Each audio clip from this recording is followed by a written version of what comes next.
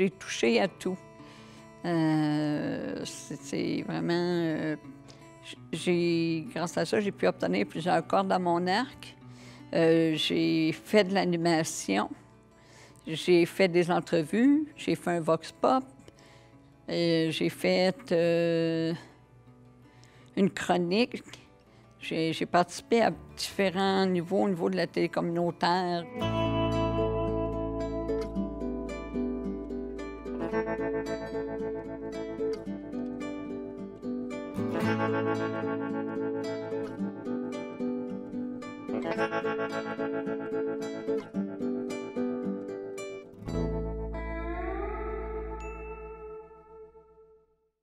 Je me présente, Pascale Thérien. Je suis une ancienne préposée aux bénéficiaires et je fais partie du CEAF, qui est le Centre d'éducation et d'action des femmes, le centre de femmes du quartier. Ça fait 17 ans. Je suis dans les taux Frontenac, ça fait 4 ans et demi. Au mois de mai prochain, ça va faire 5 ans. Et ça fait depuis 2003 que je fais de la télé communautaire. J'avais des amis que j'avais en commun avec Louise Muller, Irène puis Alice. Puis on pensait à nous autres pour se joindre à eux pour faire une émission de télé communautaire. Moi, j'ai embarqué tout de go. Louise avec, on a eu du fun, ça a été une belle expérience.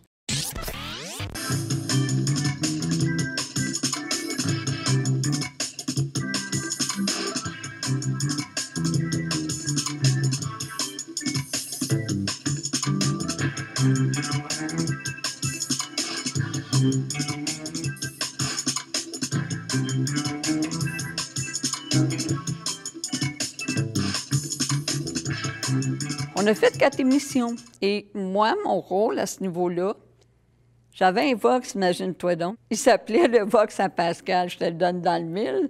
Et ce que je faisais, c'est que je posais une question aux gens. Je partais avec Germain, le caméraman de l'époque. Et on s'en allait, moi, Louise et Germain, au métro Frontenac. Louise, elle essayait de pogner des gens pour pouvoir venir répondre à ma question. Le temps voyait courir. Elle essayait. Pendant que je faisais mon Vox, la 85, la 185 débarquait, puis là, tu voyais les gens débarquer. Puis ça marchait vite, tu sais, pour aller prendre le métro. C'était comme, non, moi, je veux pas. Tu sais, je le voyais en même temps. Fait que c'est vraiment une belle expérience. Moi, je suis allée au métro Frontenac et j'ai posé la question suivante. Selon vous, la solitude, est-ce qu'on l'a choisie ou on l'a subie?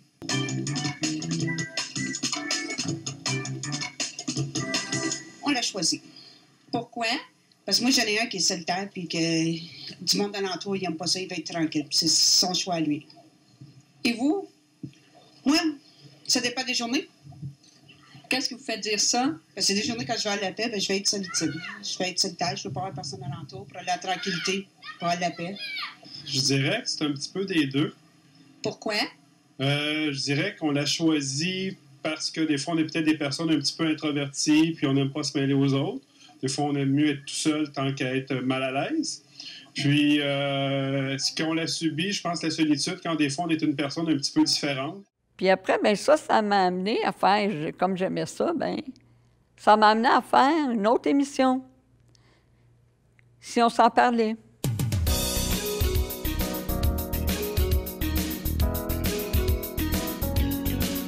On a choisi notre générique en avant, notre musique de générique. C'est nous autres qui faisions tout. Quand tu dis tout, là, ça, c'est des cordes dans notre arc, là. Tu sais, on se réunissait, bon, mais on parle de quel sujet? OK. Bien, Denis et Louise, eux, faisaient la chronique. Donc, ils donnaient des places où on pouvait aller pour avoir des ressources qui concernaient notre émission. Moi, je faisais dans ça, j'ai fait de l'animation, ça m'a donné ce corde-là à mon arc. J'ai fait des entrevues.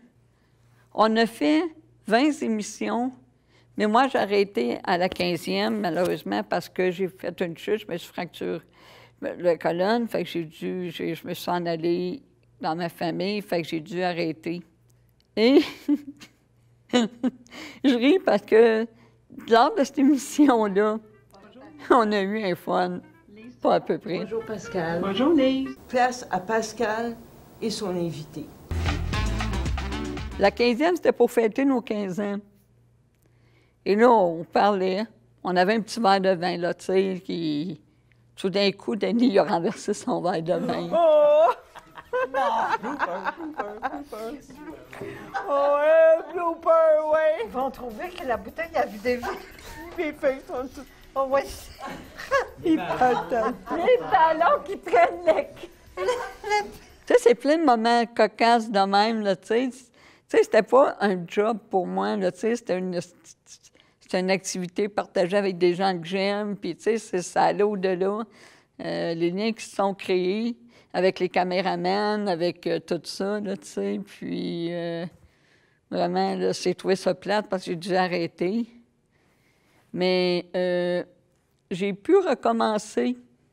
Louise Miller, ben ma loulou nationale, je l'appelle de même à chaque fois, Harry, là, je l'appelle ma loulou nationale. Elle me dit « Hey, ça te tente-tu de faire de la télé autour des tours? Amène ton projet. » Ah, OK. Fait que là, je l'ai amené, je l'ai appelé le bénévolat si on s'en parlait. Vu que je fais du bénévolat, puis je voulais donner de l'information aux gens par cette émission-là, où on pouvait faire du bénévolat. C'est quoi le bénévolat? Bien, pour moi, le bénévolat, Louise, c'est un don de soi. C'est une ouverture d'esprit. Des fois, Oui. de demander de l'aide, on ne demande pas toujours. On aime faire nos choses par nous-mêmes. Oui. Et les aveugles sont habitués dans leur environnement, sont habitués de faire leurs choses. Donc, n'ayez crainte. S'ils ont besoin d'aide, ils vont nous le demander. Nous, on est des femmes proactives. On s'est dit, qu'est-ce qu'on peut faire pour ça? Oui. Toujours dans le but d'améliorer les conditions des femmes. J'invite tous nos téléspectateurs et téléspectatrices d'y aller, faire du bénévolat pour s'enrichir, mieux se connaître. C'est vraiment gratifiant. Pour moi, là, c'est vraiment une deuxième famille, là, les liens que ça a créés. Puis ça, là, c'est des souvenirs que j'oublierai jamais, là. Tu sais, Christiane, c'est vraiment une attention, là, vraiment particulière, géniale, là, qu'elle a eue, là, tu sais, elle nous réunissait, même dans, tu sais, là, quand j'ai été blessée une couple de fois, bien, j'avais une petite carte avec sa signature, la signature de Jean, tu sais, des petits mots d'encouragement, de la télé communautaire, Marie-Hélène, tu sais, il m'écrivait. Fait, là, moi, j'étais là, à le temps, puis là, je lisais ça, bien, ça me réchauffait, là, tu sais, ça me faisait un bien énorme, là. Les gens de la télé communautaire sont vraiment des gens humains qu'on gagne à connaître, tu sais. Tu sais, que ce soit tous les caméramans qui ont passé, les preneurs de son, tu sais, les fous rires qu'on a eus. Bien, moi puis Louise Miller, on se connaissait. Quand on a j'ai commencé ma chronique, on ne pouvait pas faire comme si on ne se connaissait pas. On se revirait, là. On partait à rire. On pouffait de rire, là. Mais on n'était pas arrêtable. Hey, pauvre caméraman. Arrête. On repart. On arrête. On recommence, tu sais. C'était comme... Tu sais, c'est des beaux moments, là. Tu sais, comme je te dis, c'était pas tranché au quart de mille. Fait que, tu sais, on a appris à travailler au travail de la télé ensemble, à créer des liens, puis... c'est vraiment génial, là. Tu sais, moi, ça m'a enrichi, là. Ça m'a aidé à démystifier ce qu'était la télé communautaire. Tu sais, de voir tout ce que ça peut comporter. Tu sais, les cadrages, les tests de son, toute la technicalité, si j'ose dire, tu sais, de ce que ça comporte, la télé communautaire.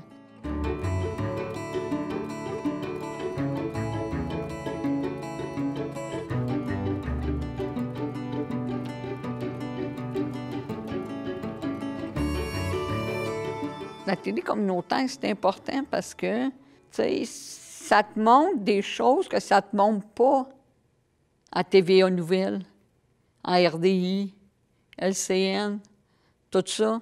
Tu sais, il y avait le téléjournal, là, ici, des taux qui se faisaient. Bon, bien, on parlait des nouvelles, on parlait des nouvelles du quartier, fait que ça nous donne des nouvelles du quartier parce qu'il y a des gens qui ne peuvent pas se déplacer. Il y a des gens qui n'ont pas accès à ça. Puis ici, ils peuvent avoir accès, fait qu'ils syntonisent le poste, puis tu sais, ça l'aide à briser l'isolement, ça crée des liens, ça enrichit parce que ça nous apporte des sujets sur lesquels parler.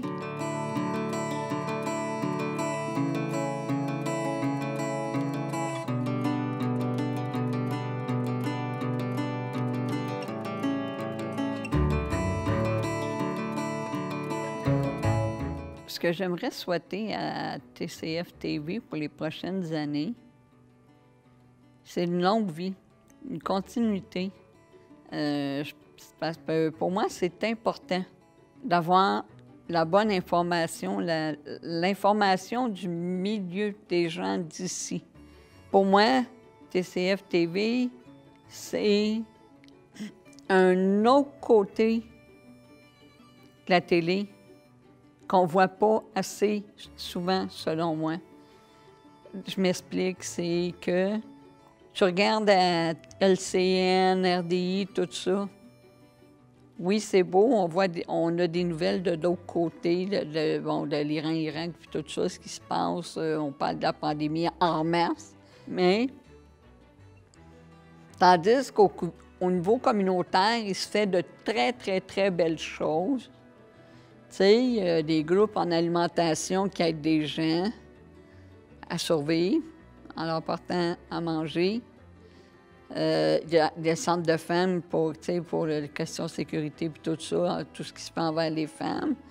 Il y a des centres d'analphabétisation. On n'entend pas parler de ce qu'ils font.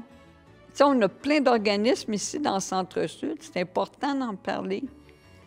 En en parlant, mais ça donne aux gens des références ou aller chercher de l'aide.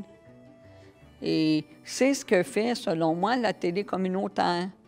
Tu sais, elle montre un autre, très, très, très important, de montrer un autre visage de la télé qu'on écoute conventionnellement. Puis pour moi, c'est de la bonne, de la vraie nouvelle.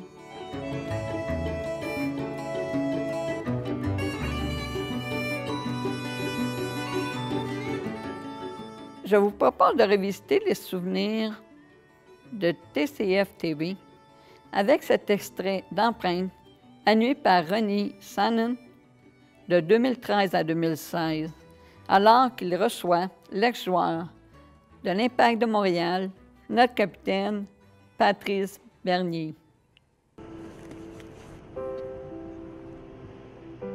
Le sport ne forge pas les caractères, il le relève, a dit l'écrivain américain Henry Brown. Cette citation coïncide avec les qualités de mon invité. Né à Brossard, il se passionne dans sa jeunesse pour le hockey et le soccer. Après quelques saisons à Montréal, il fera carrière comme joueur de soccer en Norvège, en Allemagne et au Danemark. De retour avec l'Impact en 2012, il s'aligne depuis comme milieu offensif avec le 11 montréalais, en plus d'être le capitaine de l'équipe. Mon invité, Patrice Bernier.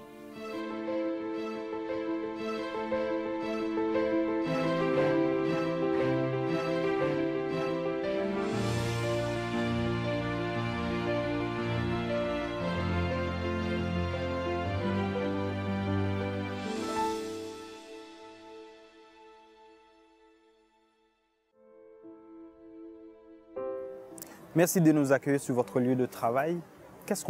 Où est-ce qu'on est aujourd'hui? Ici, on est au Stade olympique, où nous, on s'entraîne régulièrement, puis on fait le départ de la saison, parce qu'avec les climats de Montréal, on n'a pas le choix de commencer au Stade olympique. Donc, c'est un stade mythique pour Montréal, et puis pour l'Impact de Montréal, c'est important comme départ de saison. D'une manière personnelle, que représente ce lieu pour vous? Ici, ça remonte à longtemps. Il y avait le baseball, donc je suis venu ici souvent pour regarder les matchs. Maintenant, j'ai la chance de jouer dedans.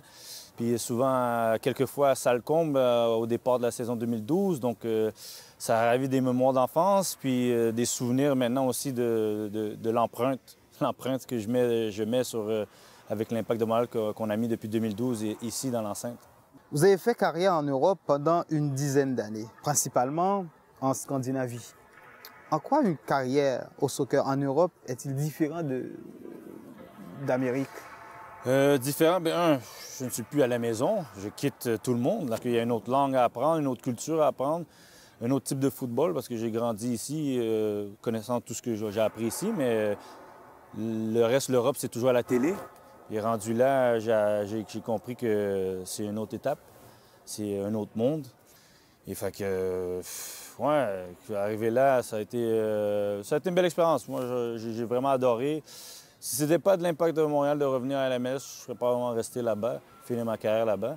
Mais non, ça a été bien. Puis je pense aussi au niveau de l'étape de ma carrière, puis en tant que joueur, il fallait que j'aille là pour atteindre un autre niveau. Que vous a apporté vos années d'expérience en Europe? Vous l'avez dit, mais d'une certaine manière, par rapport au retour au Canada.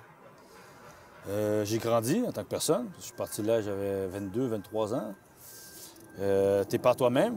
J'avais toujours été ici, même si j'ai, depuis l'âge 14-15 ans, plus vraiment vécu à la maison. Je retournais tout le temps à la maison. Là, je ne retournais plus à la maison, ou je retournais à la maison pour 2 ou 3 semaines. Et au niveau de vécu, d'expérience personnelle, j'ai grandi à vivre par moi-même, à apprendre d'autres langues, à apprendre une autre culture. Puis au niveau footballistique, c'est de maintenir le niveau que tu as. Parce que là, ici, à l'Impact de Montréal, quand je jouais avant, les saisons étaient très courtes.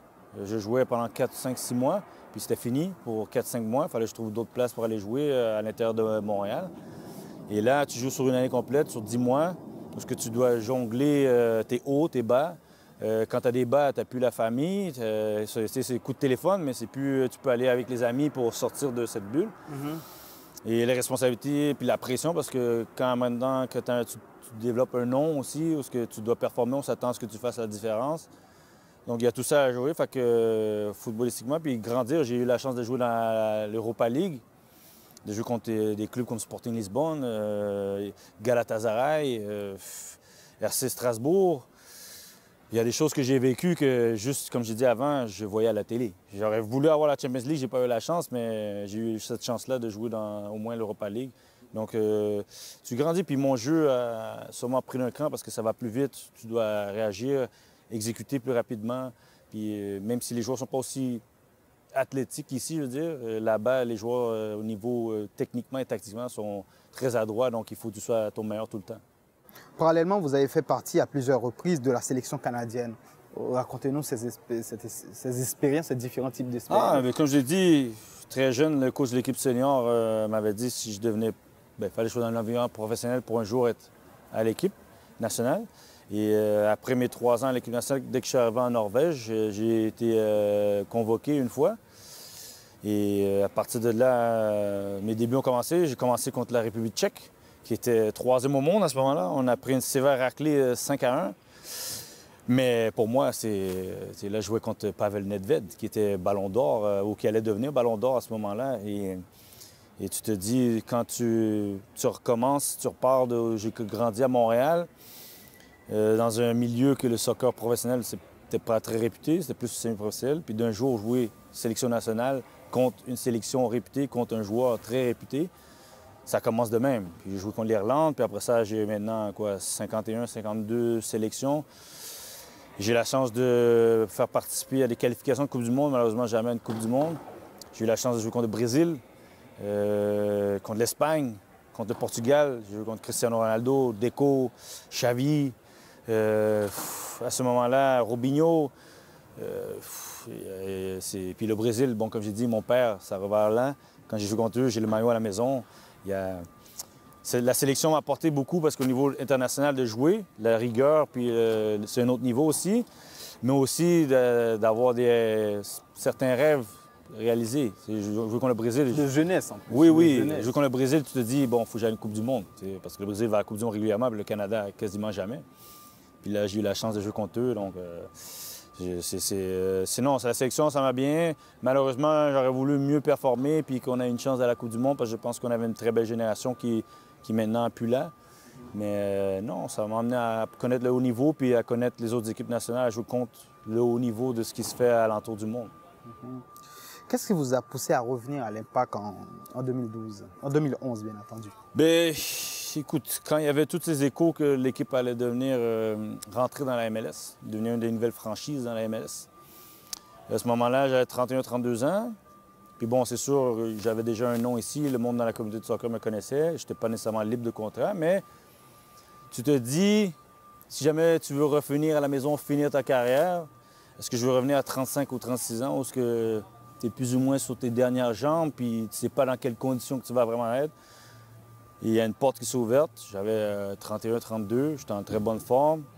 Puis le tout s'est joué pour ouvrir, mais c'était de... Puis en même temps, revenir, aider le club qui t'a donné l'opportunité de devenir professionnel. Puis il y a ce côté québécois, où ce que...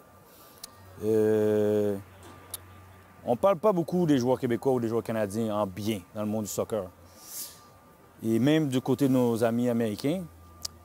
Et pour moi, puis d'autres Québécois à qui on a parlé à revenir, il y avait soi-disant ce côté-là de revenir puis de représenter ce côté-là, de montrer qu'on est capable de jouer à un haut niveau, ou le haut niveau d'ici, puis de contribuer. Donc, il y avait ce côté-là aussi. Donc, et puis, ça a bien été jusqu'à maintenant. Au moins, les 2 premières années ont été très bonnes. Oui, parce que je pense qu'en 2012, vous étiez devenu le meilleur joueur, je pense que... Oui, j'ai eu la chance d'avoir le joueur le plus utile de la saison de 2012. J'ai eu la chance d'aller au match des étoiles en 2013. Donc, des choses qui sont bien produites, qui ont le résultat de ce qui s'est produit sur le terrain. Mais oui, ça revient avec le côté de revenir, puis de donner un... Puis en même temps, il y a ce côté familial. Parce que ma famille n'a pas vraiment eu la chance de me voir jouer en Europe. Mes parents venaient de temps en temps, mais les autres, les amis, le soccer n'était pas aussi vu à la télé que maintenant, surtout dans les ligues que je jouais. Fait que ça donnait une chance de démontrer le niveau que j'avais atteint à tous les fins de semaine. Vos parents sont d'origine d'Haïti. De quelle région d'Haïti sont-ils? Ma mère est de Port-au-Prince, mon père est de Miragouane.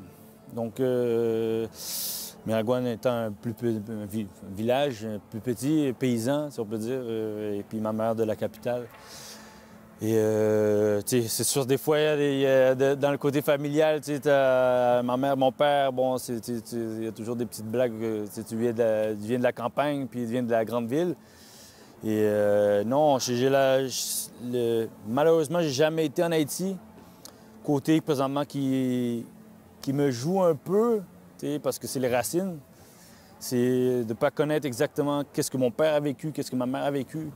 Donc, parce que moi, même que j'ai des racines haïtiennes, je suis né ici à Montréal, donc mes amis, mes touches, mais les histoires racontées du temps que mon père a grandi, il n'y a pas de visuel.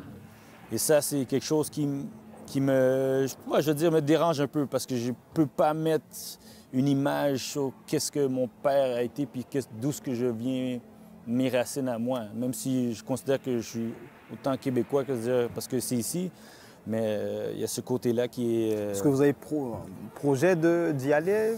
Écoutez, quand on était plus jeune, il y avait un projet de famille d'y aller, la famille Bernier, avec toute la famille, non, ça ne s'est pas réalisé.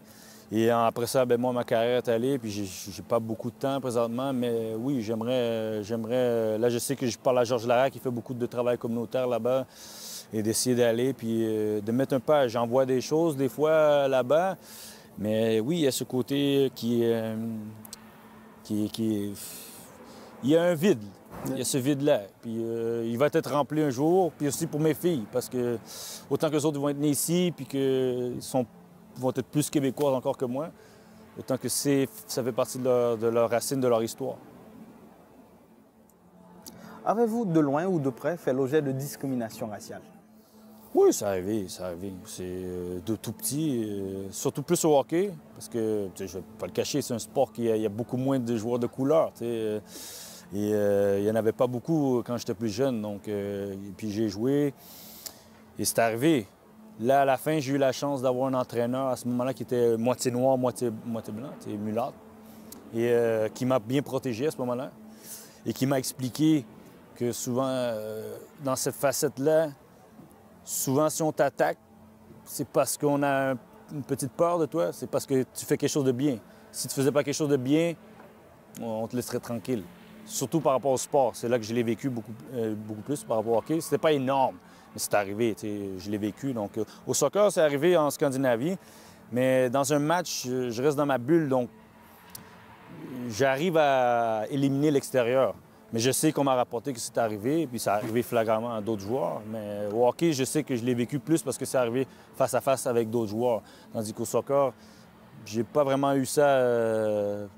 Peut-être parce que le soccer a beaucoup plus d'ethnie qui joue. Et puis quand tu vas en Europe, ben, tu tombes sur beaucoup plus de divergences, c'est cosmopolite. Mais au hockey, oui, je l'ai vécu de face à face. Puis, comme j'ai dit, il y avait des soirs tout petits au hockey, tu te poses la question, tu te dis pourquoi, tu ne comprends pas. Parce que quand tu es petit, tu ne vois pas nécessairement la couleur, que ce soit blanc ou noir, tu ne le vois pas. C'est quand tu grandis, tu comprends qu'il y a une différence. Tu vois qu'il y a une différence entre toi et l'autre, mais c'est naturel. C'est naturel, tu joues, tu es un enfant, tu es un peu innocent.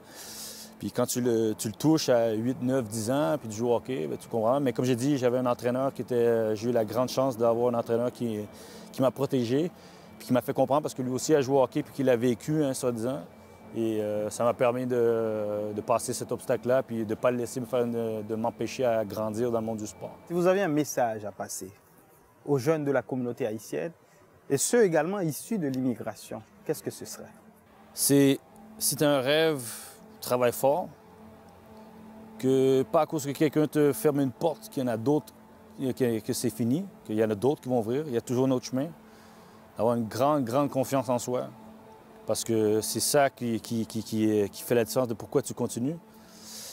Et puis d'avoir une conviction qui est, je ne peux pas dire imbattable, mais inarrêtable. Donc, il veut dire, si tu es capable de croire en ce que tu fais, puis continuellement continuer, tu vas avoir des obstacles qui vont juste faire que tu vas changer un peu pour améliorer ta vision, d'avoir une conviction, d'avoir une confiance en soi et ouais, de faire face à détermination. Moi, c'est ces mots-là que j'aime parce que ça te met cadré, tu vas tout droit.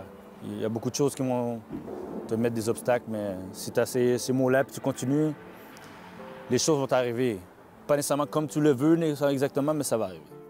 Monsieur Patrice Beignet, merci de nous avoir accueillis ici et puis merci pour l'entrevue. Merci d'être venu puis merci d'avoir la confiance. Ça a été un plaisir.